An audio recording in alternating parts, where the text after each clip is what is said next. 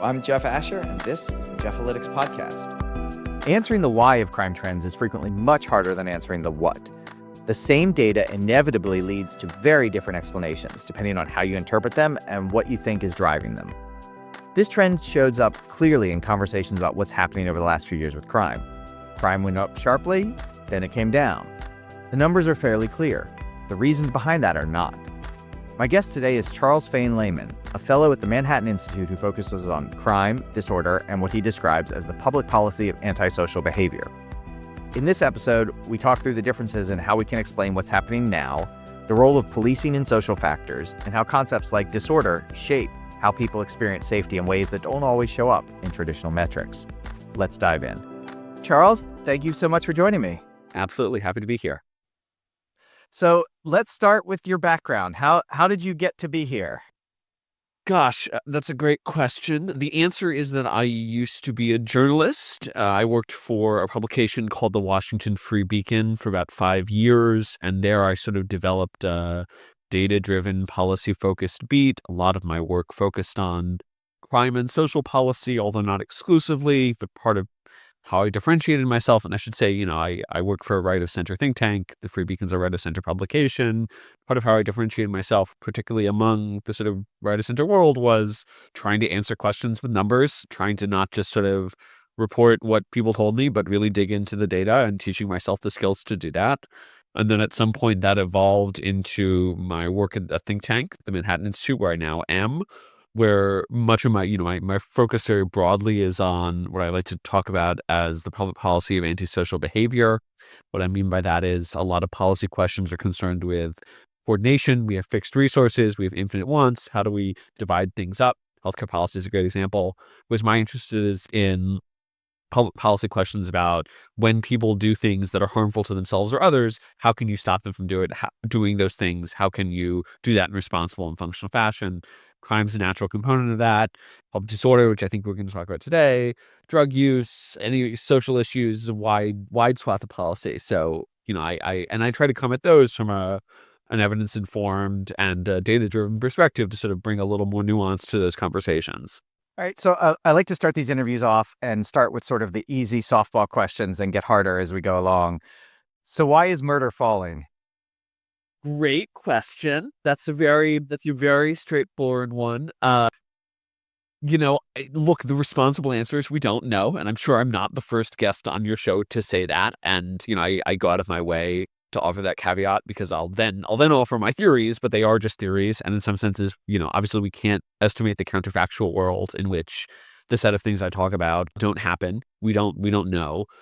As a general rule, though, the way that I have tended to think about the decline over the past couple of years is that, it is not like the big increase and decrease in murder in the 1960s to the 1990s, that's sort of the great crime wave and then its retreat.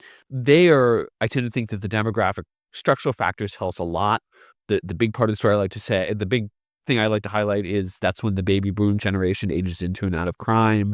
Frank Zimring, the criminologist, estimates that's about half of the increase and decrease is the age structure of the population. Here we don't see that sort of same long-term demographic trends. It's just like up and then down. And I think that, at a structural level, we should expect crime rates to be low. The population is graying. We're all more obese than we used to be, although that's maybe turning around a little bit. We're all way more surveilled than we used to be. Like all the factors that sort of determine the equilibrium crime level point towards like lower crime. And then we saw this sort of sharp upwards deviation and then a return almost as sharply over a brief period of time. And so I tend to think it's like that tells me there's some kind of shock. There's an exogenous shock to that otherwise equilibrium level. And I tend to say, look, there are two sides to that story. One is the COVID-19 pandemic clearly has to be part of that story. There's a sort of an immediate and durable change in the level of social control provided by both formal and informal institutions. We closed many jails. We shut down courts for a long time. Schools were closed. Places of work, like the places that you go to be socially surveilled, those stopped operating for a while. That clearly is a big part of the story. That can't be the whole story. A, because other nations did not experience the same increase that we did, even though they were treated by code as well. B, because there's basically like a negative correlation between COVID compliance and being willing to commit crimes, i.e. the sort of people who murder each other, mostly probably were not following social distancing rules. They aren't the kind of people on average who are likely to do that, which means I also think that a big part of the story is the drawdown in police activity in the immediate aftermath of the murder of George Floyd and the rise of the defund the police movement. You see this across a number of different sources. In your own work, in particular, the decline in staffing in big city departments, where we've seen not a decline in the overall police staffing level, but I think you see officers flowing to departments where there is less crime, and so you have less access to those resources. There are some measures by which you see declines in police activity or police proactivity. Cops are doing fewer stops, fewer arrests. And in many places, those have rebounded. So, I tend to think like basically that problem has gotten better, at least to some degree, although not absolutely. The COVID problem has obviously gotten a lot better. And also just like there's a natural burnout where like the people who are victims of murder are often also the people who commit murder. And, to be morbid, like those people eventually are no longer in the supply of murderers because they themselves have been murdered. And so you end up getting a burnout effect. And so all those factors, I think, basically, you saw this big shock in 2020, murder goes up, but it wasn't a like demographic structural change. It wasn't a change to the equilibrium level of violence. So I'm not surprised that we eventually came back down. That was very long. Are there I think he gets at it. I mean, that's as succinct as I've ever put it. So it's certainly a very difficult question, and one that I hate trying to answer, which is why I guess I'm trying to get you to answer it as succinctly as possible here. Are there explanations that sort of for, more towards the more recent decline in crime that are sort of out there? I know you mentioned the weight gain, but not really. We're actually losing weight thanks to GLP-1s. I've heard that bandied about. Are there explanations like that you think they're like, this is a crazy explanation, but it also maybe helps to explain a little bit? Oh, you mean, and specifically since 2020? Yeah, specifically since 2020. I mean, you could, even things that are sort of changing the equilibrium. Well, yeah, I mean, I think like, there clearly are some longer run factors. Like we seem to we increasingly get more and more surveilled every year in a way that like clearly is going to matter, at least in the medium term. I have my disagreements with, has John Roman been a guest on this podcast? No. Yeah. He said that he's listening. He's on the list. Hi, John. That's a very natural guest. And I think he has leaned very heavily into this model of like, basically there was all of this COVID recovery money that was flowing around to state and local governments that yielded increases in state and local employment in the sort of like caring sectors. I think there's like not nothing to that argument, and I can kind of tell a story that jives with my priors there, but I think he puts way too much emphasis on that explanation and very little emphasis on all other explanations. So, I think that's a little bit off the wall. I wouldn't give it 90%. I might give it 5 to 10%. I have to think about other examples of like off the wall explanations for the decline. But I mean, I do tend to think it's just like a story about violence went up and there was no reason for violence to stay up. And so what goes up must eventually come down in the absence of some reason for it to, remain up. Do you find an explanation between, we've got falling opioid deaths that are falling like a rock, traffic accident deaths that are falling at a decent clip, alcohol-related deaths that are falling, and then murder, and they all tell the same story in such a way that they have to be connected? Well, I mean, like maybe, but I'm wary of that, right? So, like, I think about this as the deaths of despair. I think of this by analogy to the deaths of despair concept, which is like basically you can lump together drug overdose deaths and suicide deaths and alcohol associate like cirrhosis of the liver deaths, and there's all sort of occur among the same populations, and they all sort of like you can conceptually link them in your head, and so it's like these are clearly together. Except I did some work on this several years ago. Like they actually don't, if you sort of look under the hood, they really aren't related at all. Like the trends are different, the subpopulations to whom they're happening are different. And I think the same thing is true here. Like you could sort of describe like a uniform factor of recklessness that explains a bunch of these phenomena. Like you could say car crash deaths and opioid deaths and drug deaths. There's clearly some overlap in the associated population. And, some of it is associated with like impulsive behavior. But like the people who do murders are different from the people who are overdosing on drugs. I also think it's just like in several of those cases, we'll talk about car crash deaths, but in the case of opioids, I tend to think it's actually, there's clearly something totally exogenous and hard to explain that's happening there. I do think it's possible that you see there part of that is a similar burnout phenomenon where like you saw a very large increase in overdose deaths in 2020, and the people who died from overdose in 2020 weren't available to die in 2023, 2024. There is some sort of dividend that isn't really a dividend in that regard because we don't want them to die at all optimally. That would be better if people didn't die. I'm against that. But so, I think you can see a similar analogy, but it is like it's a different population, right? It's like the people who are committing the overwhelming majority of gun homicides are disproportionately young men in close social circumstances with other young men, and they have guns and they have low systems of social control. The people who are addicted to opioids and who are overdosing on them are sometimes that population, but like overwhelmingly not that population, and or are often in different social context of the population. So you could like imagine a social force pressing down on both of them, but I tend to prefer, like, I am secretly very materialist in my understanding of the world. Like, I'm always very wary of sort of big social forces up there. I'm much more prone to being like, something changed in the opioid supply, or we turned up the social control variable some and things got better, or, like a bunch of people died enough and then there was no more dying available to do. So I guess I'm going to sort of echo on there or hone in on this concept of like something changed societally, which I guess as an analyst is like, it's easier to say, something changed. I don't know what it was. It's like magic thing. As the analyst, I'm just describing the trend. It's done. But when we look at crimes that are specifically where the offenders tend to disproportionately be youths, I'm thinking about carjackings, vehicle burglaries, auto thefts. I think the auto thefts trend is a lot easier to explain as like all the Kias and Hyundais were stolen and now it's falling. But we've seen this enormous decline in carjackings, an enormous decline in vehicle burglaries.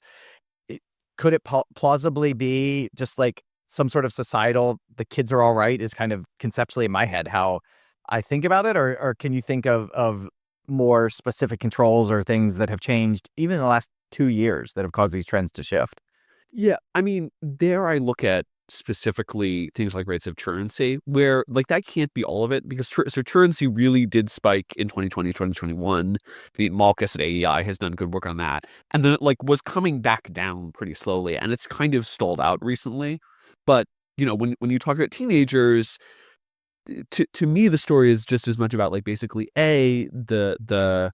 the transaction cost, as you've written about, the sort of transaction cost associated with carjacking went down because like there was knowledge about how to do a carjacking. That knowledge diffused. People got it through TikTok, which was cool for them, bad for everyone who owned a Kia or a Hyundai. And then like there were some physical patches, and so it became harder to do that stuff. But then it was also just like, I'm able to say this and you're able to agree because we were both presumably once young men, and young men are like dumb and impulsive.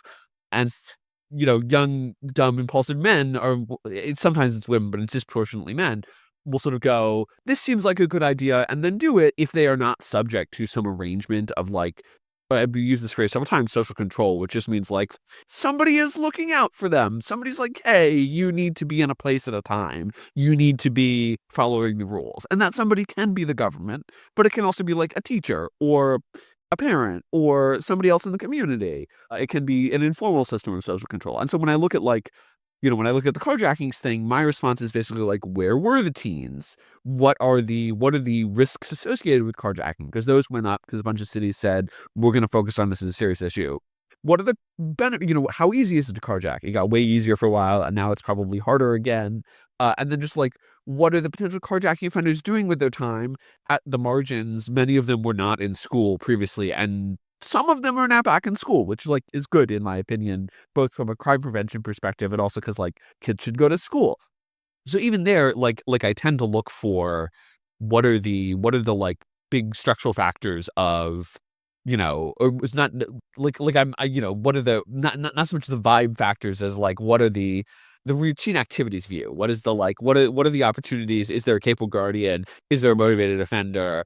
Like, how can do we have the arrangement of variables to make crime happen versus not? So if you were sort of the czar of crime reduction policy, nationally, locally, statewide, whatever, wherever you want to imagine yourself, what would you do to sort of sustain these declines now that we've seen them? Again, you started with all the really easy questions. So I've done a bunch of work on this topic of what I talk about as like I've talked variously about criminal justice modernization and the capacity of the criminal justice system, where my argument is essentially, we tend to think about is the criminal justice system too punitive? Is it not punitive enough? We should sort of move that variable up and down. Whereas I tend to think about does the criminal justice system have the capacity to solve the problems that are in front of it? Does it have enough sworn officers? Does it have enough jail cells? Does it have enough judges? Does it have enough prosecutors? Does it have enough defense attorneys? For there's a certain level of demand for the criminal justice system, and because it's not a market provided good, we determine what the supply of criminal justice is. And my argument has been that on many margins we don't have an adequate supply of criminal justice. The police to population ratio, the number of officers per American or per 1,000 Americans, has actually been declining since the Great Recession. We stopped spending money around then because there was state and local austerity, and it's just sort of continuously declined. Also, the 94 violent crime bill, that way officers started retiring, and so that ratio went down. Courts moved, there's a great report on this from, I think, the National Center for State Courts. Courts move way slower than they did 30 years ago for extremely basic reasons of just they've gotten worse at case processing. The judges just don't know how to do it as quickly. Jail capacity has declined. Our prison infrastructure is aging. We've gotten way worse at data, or actually we've remained about as bad at data as we were. We've gotten I'm doing Jeff Asher's show, so I say to journalists sometimes, I'm the best crime data in the country comes from this guy named Jeff. And we all like Jeff very much, but it's kind of ridiculous that the good crime data comes from Jeff.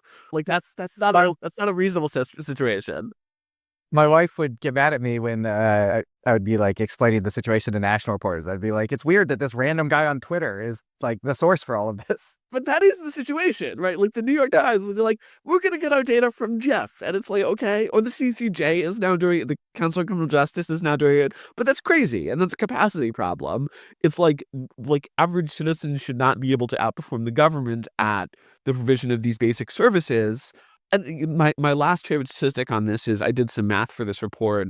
The National Institute of Justice, which is the major grant-making body of the Department of Justice, spends less per year, about equivalent per year in research grants as the National Institute of Eye Health, which I believe crime is a greater social problem than eye health. I mean, eye health is a reasonable problem. I don't want to minimize the suffering of people, but I think crime is a bigger problem than eye health. And so that's crazy to me.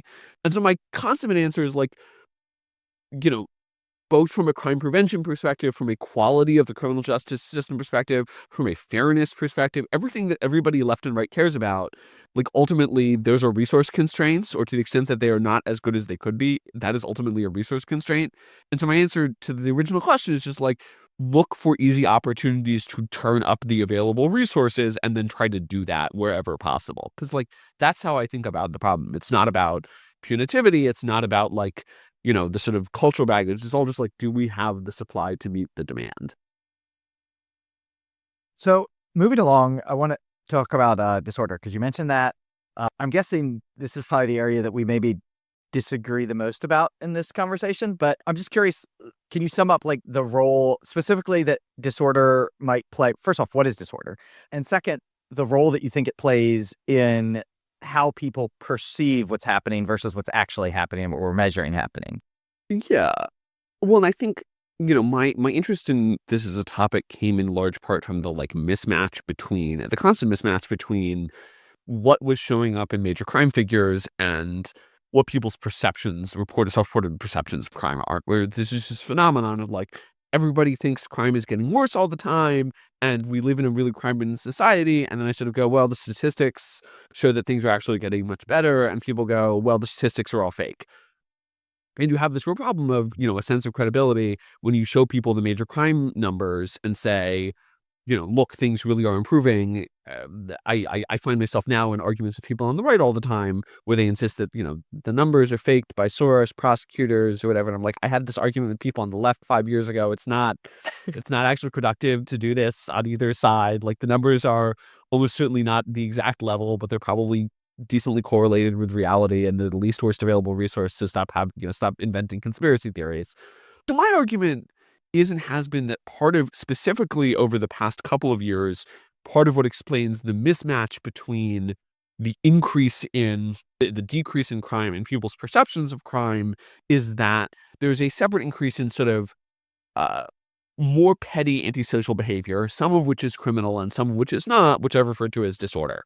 The definition of disorder that I offered a while back when I was sort of first talking about this is that disorder is the domination of public space for private purposes, which is like that can refer to unsheltered homelessness and public camping. It can refer to public drug use. It can refer to graffiti. It can refer to people playing their music too loudly. It can refer to the guy on like public transit. It can refer to the guy who's like letting his dog run out of control in the public park. It's like, are people being respectful of the commons? Are they acknowledging that this is a thing that we need to share, or are they not? And my argument was, and I have to think of, I think the numbers have changed a little bit since I first started writing about this, but my argument is basically like a lot of what people are perceiving when they talk about crime, a lot of what people are actually responding to is their perception of public disorder around them. That like most people will go through their entire lives never witnessing a murder or a shooting, and so like your personal perception is probably not fundamentally about what the current shooting rate is. It's much more about like, is the stuff that I see around me that feels crime-like, is that how prevalent is that? And my argument is like, at least in some places, people's perceptions of crimes were accurately mapping to what the limited available data said was going on with public disorder. So like that's the top line of what is disorder, and then also like what how I think that explains part of that mismatch, which is what originally motivated me. So I guess my disagreement is probably too strong of a word, but my qualm with that is that we're really bad at measuring pretty much everything but murder and maybe auto theft. We're especially bad at measuring disorder. And so are you familiar with like really solid ways of measuring these things? Like shoplifting is often the one that gets bandied about. And it's like, well, yes, shoplifting is up, but also maybe Target just started reporting it. Yes, shoplifting is down, but Target just closed their store. So yeah, no, I think this is completely reasonable. And it like there are no national indices of this. Part of what launched my work on this was spending some time in Chattanooga. And I promise I'm coming back to answer your question. Where like what I went to Chattanooga because I knew some people were there who were interested in crime in the city. And what became apparent to me is like all the people thought that crime was a serious issue. And it clearly wasn't a serious issue in Chattanooga. Like basically the police department had done everything it was supposed to be doing to deal with violent crime. It had like followed all the evidence-based guidelines, and they had mostly worked. Like they saw what everyone else, they saw an increase and then crime went down. But from talking to people, they cited the same sources of concerns: public drug use, unsheltered homelessness. And they said, okay, I can't, there is no one index. Let me go look at a bunch of different measures that are like plausibly are proxies. What does the homeless census say? What do 311 calls say? What do arrests for petty offenses say? I like 311 calls as a resource. The data source is going to vary across cities, and like, usually you sort of have to like, does the Department of Public Works publish anything? So, it is pretty imprecise. I think that's a totally reasonable criticism. And I think the least worst available tool is just like, you have to look at a bunch of different data sources and say, what's the impulse here? What's the like if you do the dimension reduction on this, what does it appear to look like? And in at least some places in it, sometimes it seems to match, measures like sanitation reports, measures like 301 complaints, measures like, the measures that correspond to these, not necessarily criminal behaviors, seem to point in one direction. I agree that it's like, it is hard to measure the thing. Shoplifting is a great example. A lot of the time it's measurement error. The Manhattan Institute did a report from John Hall about exactly this problem in New York City. But like, you can sometimes get some signal out of the noise. And I think the best thing you can do is basically say like, what is the underlying factor here? So I guess summing all of this up, I mean, both of us have kind of this similar mission of the perceptions don't match reality. We want to tell people what the reality is.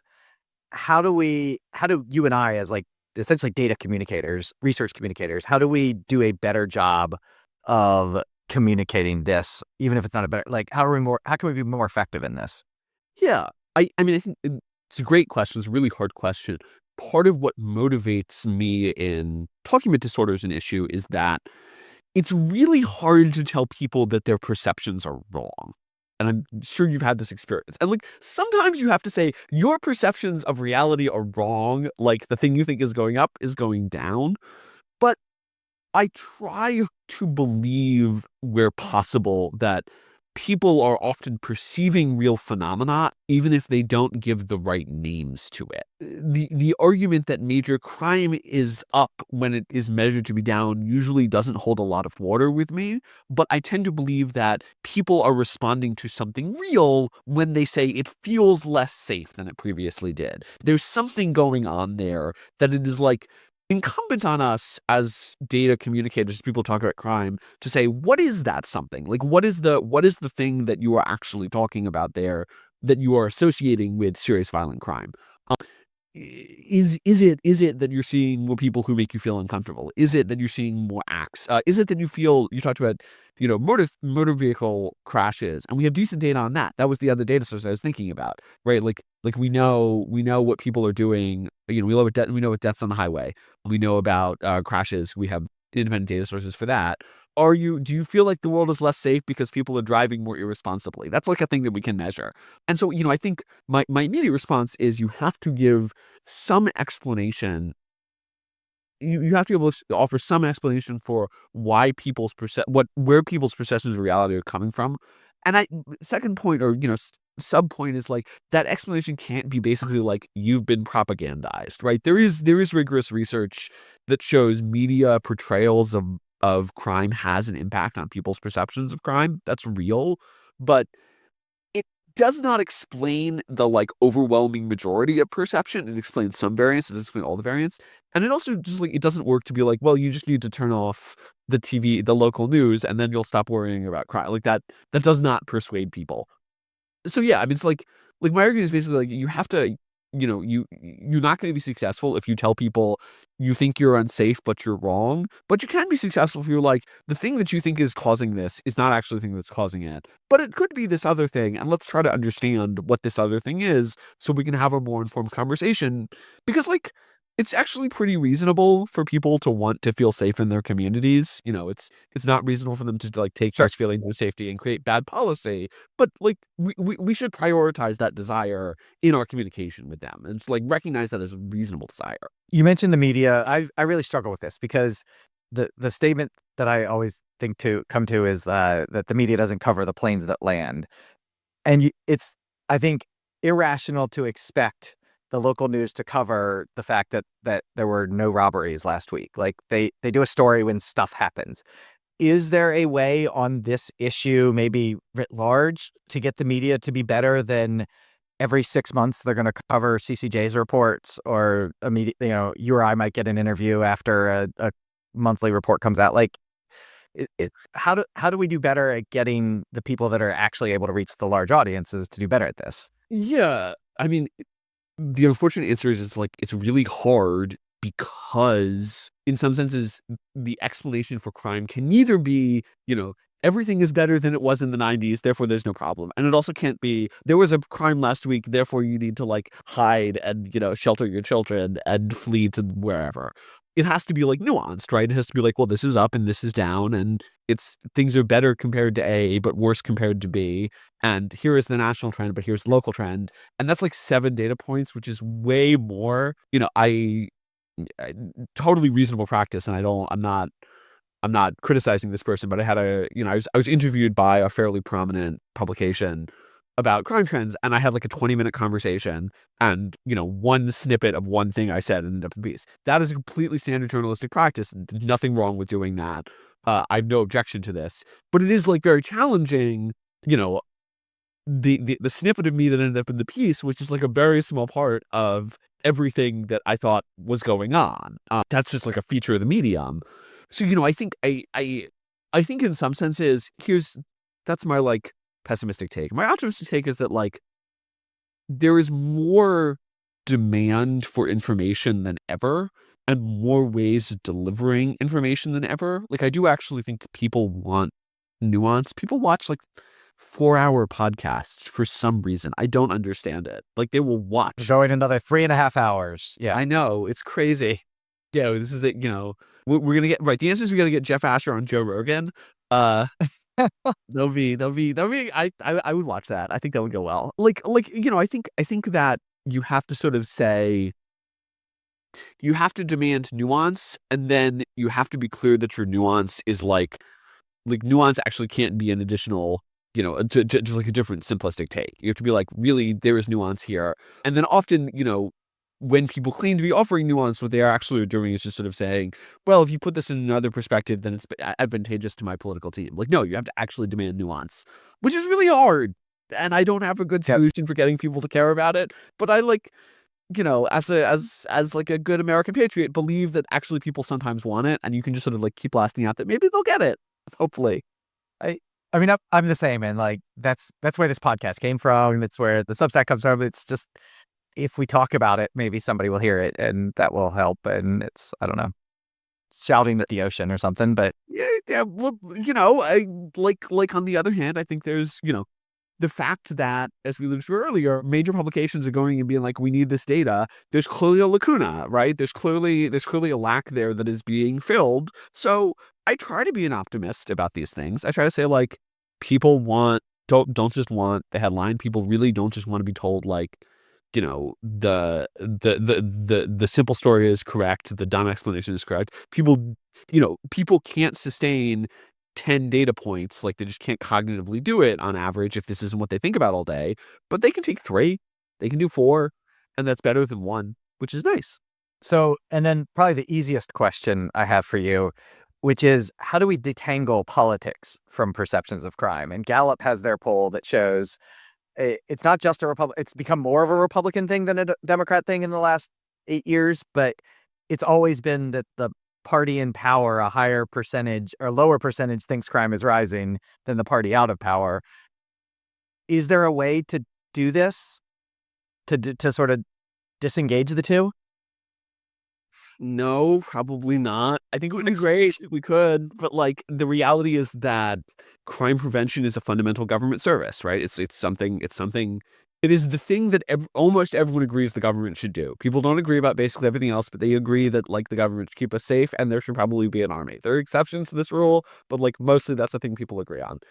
And so I think it is extraordinarily hard to depoliticize that, or to get people, to shift on that.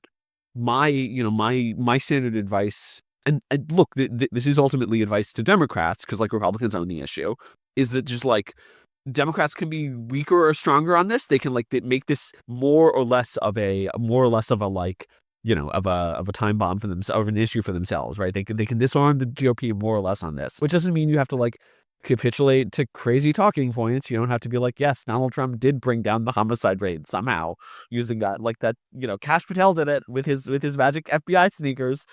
So you don't have to do that. But you can be like, like a number of big city execs have been, like, they kind of tried to do at the tail end of the Biden administration, but I think not that persuasively. Like, say, we don't consider we consider law enforcement a legitimate issue for the Democratic Party. I made this argument on Matt Iglesias's Substack, Slow Boring. I wrote a piece for him about this, in which I said, look, until the Biden administration, every 30 years, a Democratic administration and a Democratic Congress would pass a major federal overhaul to the criminal justice system. It happened under FDR, it happened under LBJ, it happened under Clinton. This is like, and this was totally normal for Democrats. It's just like, we are the party of good government. We believe that government should provide services. Criminal justice is a service, therefore we should provide it better. Totally reasonable.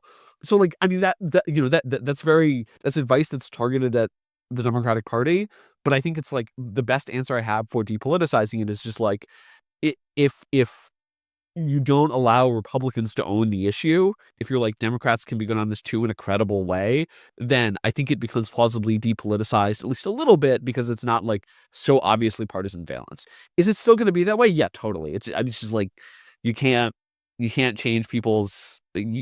I can't fix polarization. Maybe you can. I can't do it. But I think like, if you sort of find a reasonable middle ground, then you don't at least allow one party to so obviously run away with it in public perception. So speaking to I guess we're going to have theme music play here that's going to say, guest does job of host for him or something like that. I really do want to attack this issue from all sides. This is why I wanted to have you on the show. Are there other voices?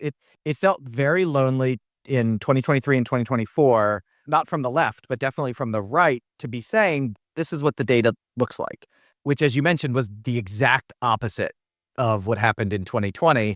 And you may not have felt it. You may not be as exposed to the left, but I certainly remember getting yelled at by the left when talking about the fact that it was rising. So are there people that you think on the right, on the sort of conservative end, that would be good to talk to about this, that aren't going to bring the crazy, just the crazy talking points, but legitimately move this conversation forward? And if so, who would you suggest? Yeah, I mean, in some senses, you're covering your bases. My colleague Rafa Mangual would be a little weird to have two MI guys on, although I think they have complementary functions. Ralph Ralph wrote a great book on crime and criminal justice policy that I highly recommend to your audience.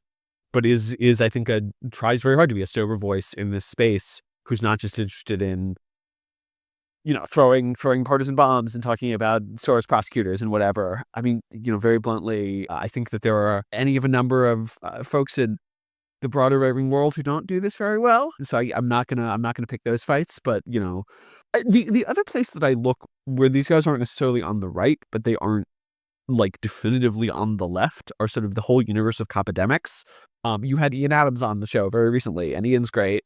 And I won't ascribe sort of right-wingness to Ian. He can do that or not himself. But Ian used to be a cop, and that puts him at odds with many of his, it's not even necessarily that he's on the right so much as many of his very left criminologist colleagues think that he's a fascist. I don't think Ian is fascist. But there are other folks, Scott Morkos, who's a colleague of his from Utah. They often work with Justin Nix, who's at Omaha. Barry Latzer, who's emeritus at CUNY. And Barry is very much a friend. I think we call himself on the right as a friend of City Journal Manhattan Institute, who's also, I think, generally pretty sober and has written a bunch of stuff on long run trends in crime that I recommend. I have to think of other right of center names, but those are we can take that offline. Yeah, that's great. I appreciate that. Good list. So again, getting more broadly, two quick topics. I know we don't have a ton of time, but two quick topics I want to talk about that are only tangentially related to crime. You've written about this. I think we're probably on the same page, but is there a way to get, talking about sports gambling, is there a way to get that genie back in the bottle? And again, I'm just asking because I'm interested about this. I think I went to a Pelicans game recently, and these two 20-somethings sat next to me, and they only cheered for, I'm sitting with my kids, they only cheered for Trey Murphy to hit a three. And otherwise they weren't watching the game. And it drove me wild. The Bruins. McKay Coppins had a great piece in The Atlantic about his I saw that multi-month experiment with sports gambling, which I thought was quite good. Yeah, I mean, look, the most important thing is just not to have political pessimism about this stuff. Your unease is, I think, the modal position in America currently, and there's lots of polling. Americans still don't want it banned. I have made the public argument that actually we should just ban it, but that's a prudential argument, because I'm skeptical of our ability to just sort of regulate away the problems. But there are lots of regulations you could implement that would make it much saner. You could you could ban the buzzer advertising bans. You could ban some of the more absurd forms of bets like parlays or in-game prop bets. You can have deposit limits. You can force the sports books to more aggressively police problem users. There's lots of stuff you can do. That's all very practical. The trick is just at this point, it's just having the political will to actually try some of this stuff. I think everybody does use this analogy of the genie's out of the bottle. You can't put the toothpaste back in the tube. And I'm you can totally do that. We banned sports gambling nationwide in 1992. That's not that long ago. I was born in 1994, so it's my entire lifetime ago. But it's objectively speaking, sports gambling was illegal in 2017 in everywhere but Nevada, essentially. That's just not that long ago. It was totally possible for us to sustain that. By the way, it was a totally functional arrangement in American life for that to be the status quo. I think the trick is at this point is looking at places where you can you can coalesce that popular sentiment into real action. I've been saying, privately, and I'll say this publicly, if you happen to have $15 million to run a ballot initiative, I don't, but I assume you do. If you have $15 million for a ballot initiative, the thing I would do is I would get a ban on prop bets on the ballot in Ohio, because I think it would win. I think the governor would endorse it. I think the state legislature would endorse it. I think they would ban prop bets in Ohio in 2026 if you gave them the opportunity to do so. You just got to spend the money to do the signatures. But there are lots of opportunities like that. You can spend money in Massachusetts. You can do it at the federal level. There are lots of, there are ideas floating around. I just think that like there are very simple regulatory solutions that we could conceivably implement. I think that there are problems with that at like, a public policy math level, but like I would be very happy if we got closer to that arrangement. But like doing that requires at this point just political will and everybody knowing that everybody else is uncomfortable with what's going on, and then just like, putting some political pedal to the metal. Like that's totally doable. We can do it. We've done it historically. It's been done. Like we can do it again. So as soon as we're done, I'll go downstairs and look in the couch cushions and see if I could get at least a couple of million, get me closer to the goal of 15 million. Sure. So my last question, and we were talking about this before we started recording, but how do you think AI changes our jobs, our approaches in the future? And then sort of an add-on, it seems like half the battle is like just changing perceptions on AI adoption and how it can be used, and in ways it's going to hallucinate answers about your medical condition. So, any thoughts on sort of changing how people think of what these tools can do? Yeah. I mean, and I like to say I'm like fiscally bearish, socially bullish on AI, which is, and I'll get into the socially bullish thing, which is just like I won't get into that very much, to say like I think it is going to be hugely socially disruptive in certain harmful ways. But like from a just like doing my job perspective, AI is great. And doing your job, like AI is great. You and I were talking about this beforehand. Like for somebody who's really in our sweet spot of like wants to use data to tell stories, the amount of friction that it reduces is great. I think getting people, everyone is super pessimistic about AI right now. Everyone is very negative about it. You look at the polling. And to a first approximation, I have argued that this is because the people who are selling it are doing a really terrible job of selling it. Like, yeah, people are like, AI is going to take all of your jobs, and oh, by the way, it might kill everybody, and you should let us do it. I'm like, what? So I mean, I've argued that at the very least, the first thing is probably not going to happen. That like the sort of, the economics really does militate towards an increase in human productivity, making us all richer and more employed and like, more productive, and not like mass disemployment. I don't think that's going to happen, but I actually just think like you have to change the messaging around this stuff. And in particular, you have to understand like AI is going to be, for many people, not everybody, but for many people, AI is much more likely to be a complement than it is a substitute, right? And like AI is a complement for me, AI is a complement for you. It's making us more efficient at what we do. We can do more than we used to. Humans have, economics, humans have infinite wants and finite means to achieve those wants. If we increase our productivity, we will come up with new things to do with it. I will do things with the several hours that I get back by using AI. That will be great. Like we're not just gonna stagnate. There isn't a lump of labor, but I think people have to, people really have to be like, concretely, here's how AI is going to make your life better. I can say that. The people who are trying to sell AI really need to say that. I think it's like mostly true, bracketing some social concerns that I have, but like certainly from an economic perspective, I think it is going to make our lives better. I think it'll make us richer and more productive and like give us more leisure time. And that's great. I'm in favor of those things. But you have to actually sell it that way as opposed to telling me it's for me. It's been weird that like, thanks to AI, the 1,000 people that we need to do this job, we only need 200 people now. So we can either use the other 800 people we already have hired to do more for the company and like build, or we could fire everybody and do the exact same job and be, similarly productive. And it's weird to think that like the former is how they're selling it. Right. Well, I think there's been there've been these layoffs, and I'm kind of like, I think that's pretextual. I think it's like they hired all these people when interest rates were low and those people weren't doing anything, and now they're using AI as a pretext. No, but like, yeah, that's like fundamentally most technological innovation has not yet led to mass unemployment. There is an interesting argument that this could lead to mass unemployment, but I don't actually think that that's like the standard case. And I think the standard case is that like, if you are freed from doing drudgery by AI, you get to use your otherwise limited time for higher uses. And that's good. I like that. That's great. Well, this has been wide ranging and I really appreciate it. Charles, what is next for you and where can people find you? Oh gosh, what is next for me? I'm working on a handful of projects. I need to do some more work, and maybe we can talk about this, but I'm reporting a piece on why crime went down in Baltimore. That we'll see where that ends up. bunch of other things. I encourage people to check me out. I'm on Substack. I get lots of referrals from Jeff Asher on Substack, but it's the causal fallacy, CAUSAL, not casual, causal. It's a really nerdy reference to James Q. Wilson. I kind of regret it because people can never spell it. And I'm on Twitter/X. I'm at Charles F. Lehman if you want to find me there. That's great. And by the time this is out, we will have just had Baltimore Mayor Brandon Scott on the podcast. So yeah, highly recommend that as a listen. I'm going to feed that. Yeah. Thank you so much for joining me. Appreciate it. I'm glad to be here. Thanks for having me. Thanks for listening to the Jeff-alytics podcast. Be sure to subscribe, and to learn more, head on over to ahdatalytics.com for more information and previous episodes. If you like what you heard, please leave a glowing review, which will help others to discover the show. Until next time, I'm Jeff Asher.